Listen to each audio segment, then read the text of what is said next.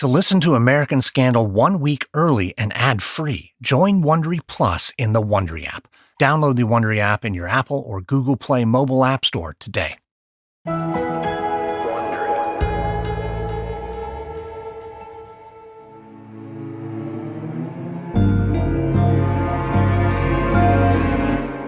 It's July 2012 in Boston, Massachusetts. Another busy morning at the office of the State Attorney General near Boston Common. Inside the building, an assistant attorney general sits typing a brief on her laptop. She pauses for a moment, glancing at a stack of papers on her desk. They all need her attention, but it seems like these days there's never enough time. Like much of the staff in the attorney general's office, recently this attorney has been drowning in drug cases. As one of the lead prosecutors in the state government, she has half a dozen plea bargains she has to approve before noon. The work has to get done. So the assistant attorney general adjusts her glasses, pulls her hair back into a tight bun, and keeps typing. It's going to be a long morning. The assistant attorney general looks up to find a senior officer from the state police in her doorway. The man is tall and lean, with a shaved head and a trim mustache. Well, if it isn't my favorite state police official, I wasn't expecting you. Can I come in? I'm swamped, so it's not really the best time. I know you're busy, but I promise this can't really wait. All right, well, move those files off the chair. Sorry. The officer takes a seat. But with just one look, the assistant attorney general can see that something isn't right. The police official seems unusually nervous. Okay, what's going on? It's Hinton, the drug testing lab. Oh, God, again? Yes, again. 2 employees there came forward with some pretty wild accusations about one of their colleagues, a fellow chemist. And who was the colleague? Annie Dookhan. The assistant attorney general leans back in relief. She knows all about Dookhan. As a chemist at Hinton, a state lab where illegal drugs are tested and identified, she's a key part of the legal process as state prosecutors develop their case. Well, that's nothing to be rattled about. We know all about Dookhan. She removed some drug samples from an evidence safe. Didn't get the proper permission. I mean, it's a violation of chain of custody. Might be a problem if we need to show there wasn't tampering with the evidence, but Dookhan took only about 90 samples. It was a mistake, sure, but we're not worried. The state police official looks away, grimacing. No, I'm not talking about chain of custody. The chemists are accusing Dookhan of something else, something bigger. Well, what is it? What's the accusation? They're saying she faked her test results. I'm sorry, she faked results for what? The 90 samples? No. Everyone has to understand. This is bigger. They're saying Dookhan has been faking tests and fabricating evidence for years. Years? How many cases are we talking about? Thousands. Maybe tens of thousands. The assistant attorney general sinks back in her chair, feeling stunned. Tens of thousands of cases? If that's true, if this chemist somehow tainted the evidence used in prosecution, every single one of those criminal cases could be thrown out or overturned. Every prisoner involved could be allowed to go free. It would be a nightmare for the entire state of Massachusetts, and one that could cost millions of dollars. The police official stands and says that's all he knows right now, but he'll be in touch. As he walks out the door, the assistant attorney general grabs her phone and dials her boss. As the phone rings, countless questions race through her mind. She has to figure out whether these allegations are credible. And if they are, she'll need to understand what really happened. How Annie Dookhan managed to get away with faking so many test results, and why? The assistant attorney general can't imagine the answers, but she does plan to find out. And when she does, she and her team will prosecute any of Dookhan's crimes to the fullest extent of the law.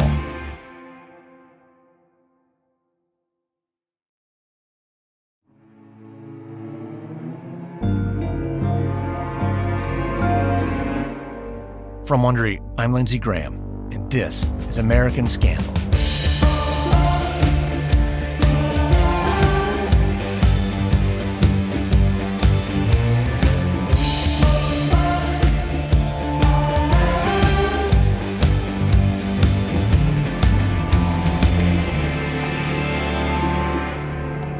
Since the 1970s, the war on drugs has been a mainstay of American life. Politicians at all levels of government have made stamping out drug use a cornerstone of their political agendas.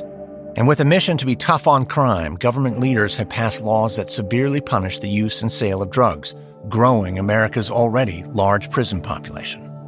Law enforcement may be the most public face of this far-reaching campaign, but other state officials are also deeply involved in the prosecution of the war on drugs. They include chemists at state labs, where drugs confiscated from alleged criminals are tested and analyzed. These tests play a key role in the legal process, with prosecutors using the evidence to help build their cases. But many state labs have been underfunded and understaffed. At the same time, lab employees have faced intense pressure to produce results, even as the demands of their work have grown. When Annie Dookhan began working at a drug testing lab in Massachusetts, she wanted to prove that she could get results and help ease the incredible pressure at the lab. But hitting her numbers wouldn't be easy. It would require Dookhan to carry out a large-scale fraud, one that threw the criminal justice system in Massachusetts into disarray and raised a fierce public debate about the war on drugs. This is Episode 1, A Superstar. It's the year 2000 in a science classroom at the University of Massachusetts, Boston. Along the edge of the room are old lab benches. A whiteboard on the wall is covered with a series of chemical formulas, and in the middle of the classroom, several undergraduate students sit complaining about this week's homework for biochemistry. But one student, Annie Dookhan, isn't joining the conversation. Dookhan is soft-spoken and petite, standing just 4'11". Like many of her classmates, she's a biochemistry major. She's always gotten straight A's in science. She has a knack for it, and she works hard. But Dookhan feels uncomfortable spending time with her fellow students before class. She's always felt like an outsider. She's not from Boston. She and her parents emigrated to the United States in the late 80s, just over a decade ago. Dookhan and her family come from Trinidad and Tobago, an island country in the Caribbean. With her brown skin and straight black hair, she doesn't look like most of the other students in her science classes. And Dookhan also doesn't relate to their problems. As she sits waiting for class to begin, she's surprised to hear her classmates saying they couldn't complete half the homework. And that doesn't make sense. Dookhan didn't find the assignment hard at all. But she's not about to tell her classmates that. She's learned the hard way that standing out means being taunted and picked on. Dookhan takes her completed homework and tries to slip it inside a folder. But one of the other students notices. She's a young woman with ripped jeans and blonde hair, and she shoots Dookhan a look, demanding to know where she got the answers. Dookhan bristles at the question. There's an obvious implication here that someone who looks like her couldn't be smart enough to solve the problems. Dookhan replies that she didn't get the answers anywhere. She just followed the instructions and did the work. And then, without even thinking, something slips out of Dookhan's mouth. She tells the other student that she knows biochemistry because her parents are both doctors. Dookhan bites her lip, and she waits for the other student's response. Fact is, Dookhan just lied. Her parents aren't doctors. Still, a white lie won't hurt anyone, and maybe it'll diffuse the situation. The other student furrows her brow and stares at Dookhan. She peppers her with another question. If she comes from such a brilliant and rich family, why isn't Dookhan attending a private college? Why is she slumming it at UMass Boston, a commuter school? Is she just trying to make herself seem better than everyone else? Dookhan balls up her fists in anger. Now she needs to defend herself, so she fires back saying she used to go to Harvard, but she had to drop out because she couldn't afford it. Dookhan swallows hard and waits again for the student to respond. She's lying again. She's never attended Harvard, but making the claim seemed like the fastest way to end the conversation. But this lie has an even larger effect. Suddenly, other students turn and start gazing at Dookhan with a look of awe. One of them asks if it's true that she really got into Harvard. Dookhan hesitates, then nods, and then quickly adds that Harvard's not all it's cracked up to be. She likes the people here better. They're less arrogant. The other students in the classroom suddenly laugh and smile at Dookhan. They seem to be warming up to her. And that's an overwhelming feeling, one she's not used to. Being looked at with admiration, being made to feel like she's one of them and not an outsider. Dookhan would be happy to live with this feeling the rest of her life. But before she can say anything else, the professor finally walks into the classroom and starts erasing the whiteboard. Class is about to start. The students all open their notebooks and seem to forget about Dookhan and her tales of the Ivy League. But Dookhan won't forget what just happened. For a brief flicker of time, she stopped being a nobody. She seemed important. A girl who got into Harvard. and it felt like a revelation, even if it was a lie. As the professor starts the lecture, Dookhan grabs her pen and starts jotting down notes. She needs to focus on chemistry, but it's hard. Her mind is swirling, already trying to figure out what to say next. What stories could win her even more attention and admiration?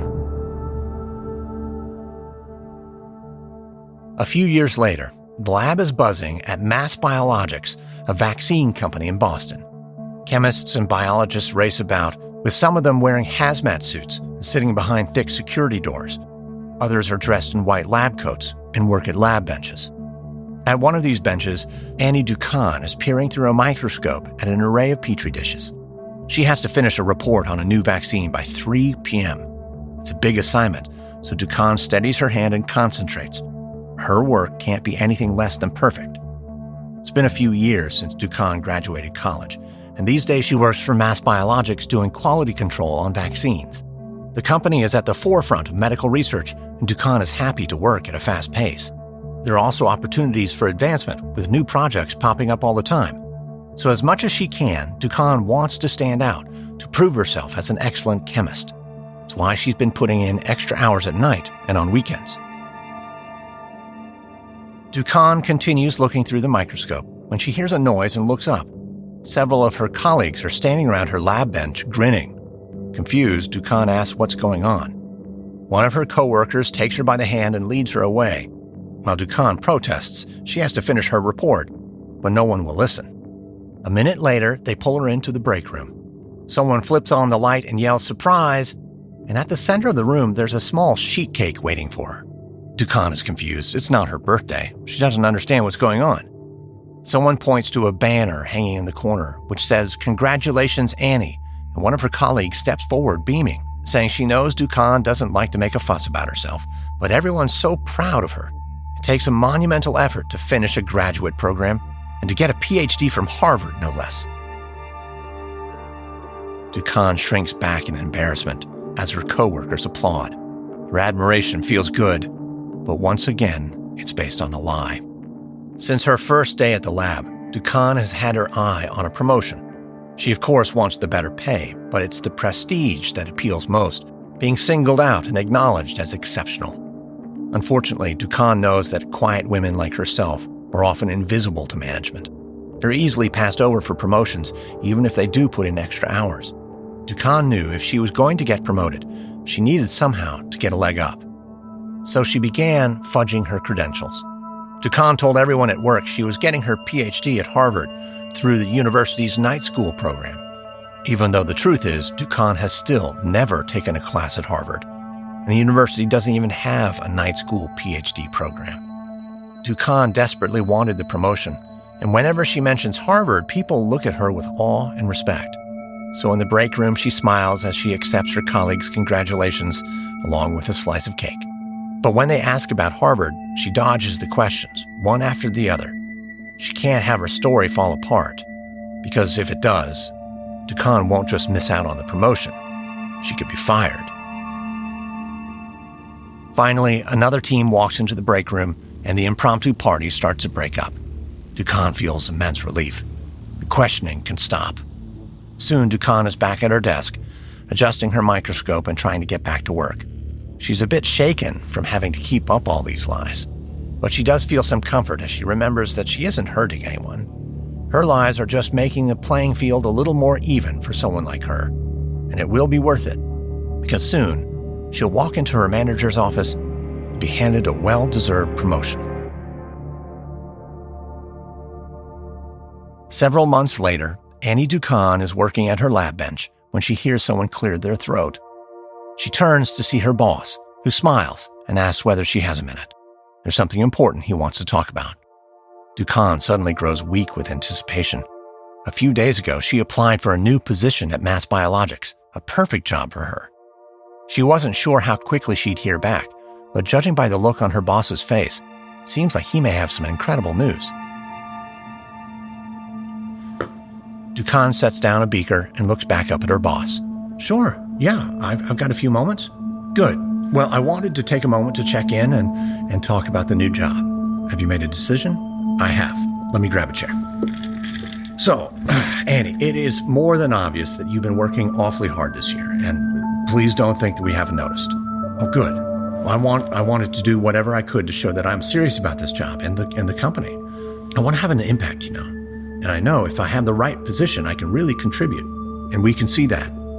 But unfortunately, we've decided to go in a different direction with the hiring. For a moment, Dookhan stares blankly at her boss. Oh, I see. Andy, don't get me wrong. You are certainly qualified in many respects, but we're looking for someone with more specific experience. And what? Well, leadership potential. We need someone who inspires other people. That's just not in your wheelhouse. For the next few minutes, Dookhan's boss continues talking, but Dookhan can barely listen. She's crushed. Finally, her boss gets up and walks away. Dookhan doesn't know what to make of this. She's unsure whether she got passed over because of the color of her skin, or because she's a woman, or whether there's something else. But whatever it is, it's the last straw. It's been maddening. Dookhan knows she deserves better, and now that she's engaged to her boyfriend and plans to have children, she's going to need an increase in her salary. So Dookhan pulls up a local job listing site on her computer, and as she scrolls through a long list of positions, one catches her eye. It's for a state drug testing lab, and it specifically mentions a chance for quick advancement. That looks good. The only problem is the lab wants someone with a graduate degree. And even though she's gotten good at telling lies, a new company might actually look into her credentials. She doesn't have a PhD. Dookhan looks down, feeling miserable once again. It's like she's trapped. But then she realizes something. There may be a workaround. She doesn't have to claim she already has a PhD. On her resume, she could say she's working on a graduate degree. A degree in progress is harder to verify. So Dookhan begins working on her application, writing on her resume that she's pursuing a master's. And while lying is not the right thing to do, Dookhan believes that she deserves this job. She's put in too much hard work, too many nights and weekends. She's done being passed over and ignored, and tired of being treated like she's invisible. So she'll do whatever it takes to get a promotion, and to show the world that she's someone important and someone who cannot be ignored. American Scandal is sponsored by BetterHelp Online Therapy. The history of medicine is filled with stigma, especially the blaming of patients for their own suffering. For decades, even cancer was thought to be shameful, and there was never frank, open discussion about a disease that is clearly just a malfunction on a chemical level, nothing anyone can consciously control. It's gotten better, but stigma persists, especially in the field of mental health. But just as we've learned with cancer, prevention is often the best medicine. Diet and exercise can dramatically lower your risk of disease, just as therapy can help avoid a crisis.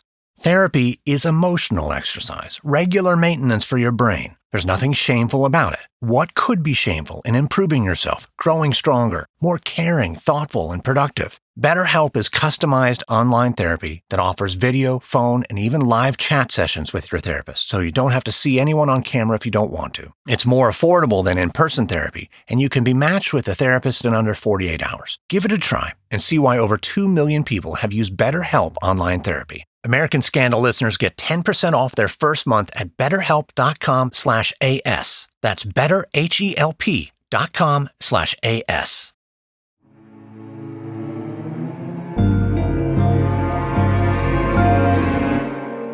It's November 2003 in Boston. Inside the William A. Hinton State Laboratory, Annie Dookhan walks down a wide hallway, peering into open doors. In one room, chemists are hunched over glass slides as they carefully dribble liquid onto a collection of samples. They seem to be looking at crushed pills or some kind of illegal drug like cocaine. For Dookhan, it doesn't get more exciting than this, using chemistry to work through a series of mysteries like a police detective. Dookhan can't believe her luck. After applying to work at this state lab, she was offered a job and landed a position with a lot of potential for growth. She did have to fudge her resume a bit, but no one asked her about her supposed graduate degree in progress. So today, Dookhan is about to begin her first day on the job. It starts with an orientation, ordinary stuff, but she hopes she can make a good impression from the start. Dookhan composes herself as she steps into a lab station with her new supervisor, Charles Salami. He strikes Dookhan as friendly and laid back, and as the orientation begins, Salome explains that he likes to be hands-off as a manager. His chemists are talented, and he wants people to feel comfortable working independently. For Dookhan, that's good news. It'll give her a chance to chart her own course, proving herself as a valuable employee, and with any luck, she'll quickly rise through the ranks. As Salome leads Dookhan through the lab, he outlines how things work.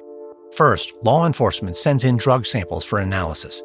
The chemists at the lab begin with a first round of diagnostics, like a color test. Certain chemicals are added to a sample, turning it different colors depending on the type of drug. It's the first step in figuring out what you're looking at. Salome goes on, explaining that this kind of test only reveals the general class of drug, like an opioid or an amphetamine. So after the first round, the lab runs the sample through a second test. Using more advanced equipment, the staff chemists break down the samples into their molecular constituents to confirm the exact drug. There's a pause in the explanation. Dookhan jumps in with a suggestion, eager to prove that she already has plenty of ideas to contribute. She explains that from what she's heard, police generally already know what drug they're seizing during a raid. So if police suspect the sample was heroin, the lab could jump straight to the second test. It would save time and be more efficient. Dookhan's supervisor nods, and he sees the point. But the drug samples are criminal evidence, and the test results can decide whether someone gets jail time or goes free. That means they have to be methodical and follow all testing protocols, even if they seem cumbersome. Dookhan feels embarrassed for having made this suggestion. Her new boss might even think she's the kind of employee who cuts corners. But then Salome smiles at her and says he's glad to hear she's focused on efficiency, because the fact is the lab has a growing backlog of work, and the problem is only getting worse. It seems like every police captain in Boston is focused on nailing drug dealers.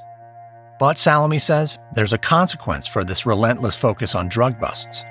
All the confiscated drugs end up in labs and need to be tested in order to prosecute the alleged criminals. And at this point, their lab is several thousand samples behind. They're drowning in work with no end in sight. Dookhan's eyes go wide as she confronts the scope of the problem. But then she realizes that this is also an opportunity, another chance to impress. So Dookhan says she's not afraid to work weekends. If the lab needs to get the backlog down, she'll do whatever it takes. Salome chuckles, saying he doubts she can make a real dent in the work. No one has. But Dookhan insists that she can, and she will. 3 years later, Annie Dookhan steps into work at the Hinton State Lab in Boston. As she begins making her way to her lab station, Dookhan's colleagues suddenly stop what they're doing and stare. By now, Dookhan is used to being looked at. After 3 years working at the lab, she's become something of a superstar, testing far more samples each year than any other chemist on staff. But today, she isn't getting any looks of admiration. Instead, her coworkers are all shooting her a look of pity. Dookhan makes her way to her desk and collapses onto the bench. More than anything, she needs a distraction, something to keep her mind far away from everything going on in her personal life. Several months ago, Dookhan learned that she was pregnant. She'd always wanted children, and when she got the news, she and her husband were over the moon. But then everything fell apart. Last week, Dookhan suffered a miscarriage. She was devastated. No matter what anyone said or did, it seemed like nothing could make the pain and loss go away. So at this point, all she can hope for is distraction. And that's why Dookhan has already come back to work. Keeping herself busy seemed like the only way to lift her spirits, to somehow move on with life. It's distraction that she needs. She hopes her colleagues won't try to start an uncomfortable conversation. At her lab station, Dookhan begins arranging her bottles of chemicals. She pulls the dust cover off her microscope and gets ready to start. But before she can, she hears a quiet knock on the door. She turns, and Dookhan finds a woman with auburn hair standing in her doorway. Julie Nassif is the lab's head supervisor, and she asks Dookhan if she has time to chat. Dookhan doesn't really want to, but Nassif is her superior, so she agrees. As Nassif takes a seat, her hands start to fidget, and then she blurts out saying she's sorry about Dookhan's loss. She can't imagine what it's like to go through something like that. Dookhan can feel tears welling up, but she's also angry. She doesn't need any more reminders about her miscarriage. She just wants to work. But Nassif doesn't seem to understand that. She all but begs Dookhan to take time off, to process and heal. Dookhan wants to shout, to force Nassif out so she can get back to work. But Dookhan knows she has to maintain a professional attitude, so she tries to sound lighthearted, telling Nassif that she has work and she has chocolate, and that's her way of dealing with everything. Nassif looks skeptical, but Dookhan insists that she'll be okay, and in any case, the backlog of samples isn't getting any smaller. That gets Nassif's attention, because even if she wants to play the role of caring boss, she and everyone else knows the truth. Dookhan is almost single-handedly keeping the lab from drowning in drug samples. It's in management's self-interest to keep Dookhan at work. That seems to do the trick. Nassif rises and pats Dookhan on the shoulder. She says she'll leave Dookhan alone, but she's around if Dookhan wants to talk. As Nassif walks out, Dookhan feels a wave of relief. She doesn't need anyone's sympathy, and she doesn't need to talk. All she needs is her work, a good distraction. Dookhan adjusts her microscope and gets to it. The feeling is almost immediate. She starts to relax, and her mind grows focused. She logs 5 drug samples, then 10. And every time she finishes another task, her pain grows a little more distant, her sense of loss weaker. It's almost a form of therapy, testing one sample after the other, plowing through an endless backlog of work. But Dookhan is making progress. She feels purposeful. She's driven. And if she keeps it up, relentlessly working, knocking down one sample after the other, maybe her pain will go away, and she can get back to living her life. It's 2008, 2 years later. On a Saturday morning, chemist Peter Pirot trudges up the stairwell in the Hinton drug lab. He sighs as he opens the lab door and breathes in the familiar smell of formaldehyde. Pirot has been working in the lab since 1991, but in his 17 years here, he's never experienced such intense pressure to get through the backlog of drug samples. And while Pirot hates working on weekends, after several recent big drug arrests, there's just too much work. He has to come in and work after hours. So Pirot heads to his desk, ready to put in another full day. But as he walks through the lab, he hears someone else working. When he turns the corner, he spots Annie Dookhan at her lab bench, her long black hair flowing down her back. Pirot frowns as he watches Dookhan work. He doesn't mind her as a person. She's pleasant and she works hard, but he doesn't quite trust her. She's become the star chemist in the lab, producing almost twice as many results as any other chemist. It's an enormous margin, and the sheer volume of her work seems almost impossible. What's stranger, Dookhan is hitting these high numbers even though she's a new mother. After suffering a miscarriage, Dookhan gave birth to a child, but her son has a disability and needs extra care. Still, somehow, Dookhan's testing numbers keep rising. Just doesn't make sense. Pirot takes a seat at his desk and greets Dookhan. He doesn't have concrete proof of any wrongdoing, of course, but today he's going to watch her to see if he notices anything amiss. Pirot is working at his desk when he catches something out of the corner of his eye that makes him sit straight up. Annie, aren't you forgetting something? I'm sorry, Peter, what? Look, you have to calibrate your scale before you weigh the samples. Dookhan crosses her arms. I didn't realize you were watching me work. I wasn't. I just happened to look over. And you thought you needed to tell me how to do my job? No, Annie. It's official policy to calibrate the scale. Well, thank you, but I know what I'm doing. You seem to, but if you didn't calibrate the scale before you weighed those samples, it's going to throw everything off. Peter, please.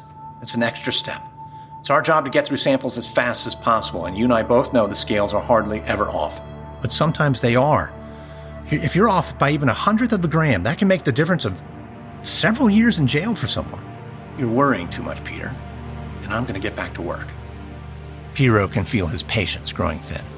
He didn't want to be here on a Saturday, and now Dookhan is arguing over a basic step, one that's necessary for due process under the law.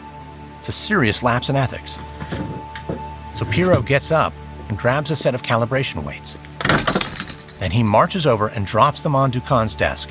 Annie, here, please, follow the rules. Calibrate your scale. Dookhan glares at him, but then she takes the weights and adjusts her scale.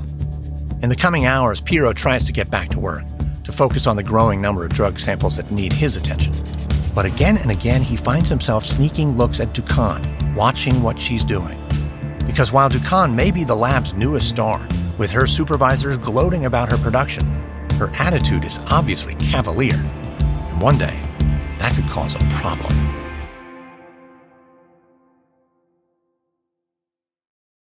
American Scandal is sponsored by Hunt-A-Killer. Back in 1992, Bruce Springsteen penned the song 57 Channels and Nothing On. And now, after cable eclipsed broadcast and then the internet brought us streaming, we've got a glut of premium subscription plus channels, and still nothing's on. My wife and I spend more time trying to find what to watch than watching. Wouldn't it be nice to find something truly engaging, truly interactive, and still full of the good old-fashioned murder we love so much? Hunt-A-Killer is not a television show, but it's like a TV show you're cast in. You sift through documents, evidence, audio recordings, and case files to get to know a cast of characters, dig into their backstories, and try to find the killer. Your investigation drives the plot forward. Opt into a multi-episode monthly subscription or pick an all-in-one story. Everything you need to crack the case all in one box. I received the first 2 episodes of the newest story, and they're filled with shockingly authentic clues, a letter, a map, a travel brochure, a coaster, and what do they all mean?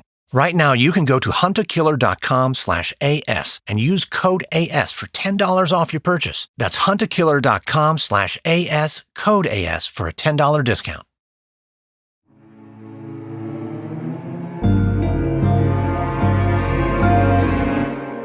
It's the summer of 2009 in Boston. Annie Dookhan walks up the front steps of a courthouse, wearing a pressed white shirt and black slacks. As she steps into a courtroom, she sees that a drug case is about to wrap up, and that means her case is probably coming up next. Dookhan takes a seat near the front of the room, ready to get this over with. But if all her other court appearances are any indication, this could take a while. Until recently, Dookhan didn't have to deal with any of this. She wasn't spending her mornings in court, but everything changed a few months ago when the U.S. Supreme Court handed down a ruling that upended life at the lab. In the days before the ruling, chemists like Dookhan could just perform their work and then submit a signed certificate that prosecutors could use as evidence in court cases. The certificate would describe the tests they'd run on suspected drugs and what the results were. But the Supreme Court decided that certificates weren't good enough. And according to the justices, lawyers defending alleged criminals can now force chemists like Dookhan to testify on the stand instead of just submitting a written certificate. This poses a serious problem for Annie Dookhan. She tests more drug samples than any chemist in her lab. She's even earned a nickname. People call her a superwoman, and her advisors continue to fawn over her. But with the Supreme Court's decision, she now has to testify in person much more often. And it's meant sitting around a courthouse for hours every week. It's not only a waste of time, it's cutting into her numbers. So today, as she sits in the courtroom waiting to be called to the stand, Dookhan feels antsy. She needs to get back to the lab, where she has a mountain of work waiting for her. The judge bangs his gavel, ending the current case, and Dookhan gets ready to take the stand. But then the judge calls an unrelated case, and Dookhan grows exasperated. She can't take this any longer. Dookhan rises from her seat and sneaks over to a clerk in the corner. "Excuse me, my name's Annie Dookhan. I'm sorry to bother you. I was supposed to testify at 9 o'clock. Okay. So? Well, it's past 9:30. Miss Dookhan, you'll have to wait your turn. I realize that, but do you know when my case will be called? No, it's out of my control. How long it might be? Miss Dookhan, it could be soon. It could be this afternoon. Cases run long. But I can't sit around waiting all day. I need to get back to work. Well, are you supposed to testify? Yeah, I'm supposed to. Then you need to stay put. Wait your turn. It's just how it goes." Dookhan wants to argue with the clerk, remind him that these court appearances are causing a serious problem. Her numbers are taking a big hit. Everyone in her lab knows that she's single-handedly keeping the backlog at bay. If she doesn't get to work, these criminal court cases won't happen at all. But she says nothing. Dookhan knows that the clerk can't change things, and these court cases aren't going away. Somehow she'll have to find another way to keep her numbers up, and to remain the superwoman of the drug lab. It's late evening at the Hinton Drug Lab a few weeks later. By now, almost all of the staff have gone home, but Annie Dookhan is still at her lab bench testing drug samples. Dookhan doesn't want to be at work right now. She should be at home with her husband and son, but that's not an option. There's been another big drug bust, and Boston's chief of police is demanding the lab results tomorrow. As the lab star chemist, Dookhan was assigned to test the samples. Being entrusted with such an enormous task should be a source of pride for Dookhan. But as she stares at all the samples in front of her, she knows it's going to be a Herculean effort, one that wasn't made any easier by the fact that she was stuck testifying in court all day. Dookhan starts by weighing the drugs, which are all wrapped up in small tinfoil twists. She jots down numbers as fast as she can. Dookhan prepares a small beaker containing a solution of sulfuric acid and formaldehyde. Dookhan unwraps the first tinfoil twist and scoops out a tiny bit of white powder. She places it on a glass slide, and using a medicine dropper, Dookhan carefully dribbles the prepared solution onto the powder. For a moment, she waits. Then she sees the chemical reaction take place as the mix turns deep purple. That means it's an opioid, just as she expected. Dookhan tosses the slide into her discard bin and opens the next piece of tinfoil. She runs the color test again and gets the same result, a deep purple. Dookhan grabs yet another slide and repeats the process. Again, she gets purple, which is no surprise. The suspect was a known heroin kingpin. Dookhan would bet her life savings that every one of these samples is heroin. She doesn't have a single doubt. If only she could write that down, noting each sample as heroin, she could be done with it and go home to her family. But what should be a fleeting wish turns into a dangerous thought. Why doesn't she just write that down? Make a note that all samples are heroin. Dookhan laughs, dismissing the idea. Making such a claim without running any chemical tests is called dry labbing, and it's illegal, not to mention unethical. But on the other hand, Dookhan begins to wonder what would happen if she faked the results. The drug kingpin will probably go to jail no matter what. It's not like she'll be hurting anyone innocent. Dookhan shakes her head, refusing to entertain the idea any further. She can't do it. She's the superwoman of the lab. She would never resort to dry labbing. But a moment later, her cell phone buzzes. It's a text from her husband asking whether she'll be home in time to put their son to bed. If not, he'll do it, alone, again. Dookhan feels a stab of guilt. She's tried to have it all, to be the most respected chemist of her lab while still managing to raise a child. It pains her to think she's failing as a mother and a wife.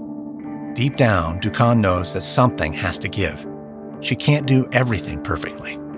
She looks down at several twists of tinfoil and begins to unwrap them. All the powder looks exactly the same. It's unmistakable. It has to be heroin. Dookhan's heart begins to race. She rises from her bench and peeks outside the door of her lab station. She holds her breath, listening. There's no one else here. Dookhan shuts the door and returns to her lab bench. Without allowing herself to dwell on it too long, Dookhan takes the official form and starts jotting down fake results. Line after line, one false result after another. And before she can stop herself, she grabs the form, walks down the hall to the machine testing room, and slips the sheet under the door. Her work's done. Soon Dookhan hurries to grab her belongings, as if fleeing from a crime scene. And in a way, she knows she is. Dookhan has just falsified criminal evidence. If she's caught, she'll lose her job immediately, and she could face charges. But Dookhan forces all those thoughts out of her mind. She's not going to get caught. And in any case, it was just a one-time thing, a shortcut that led to the same results, allowing her to get out of work before the night got too late. Still, as Dookhan steps outside and walks to her car, she's hit with another, darker thought. The endless demand for drug testing isn't going away anytime soon. More drugs will continue to pour into the lab week after week, drowning the staff in work. And that means there is only one solution.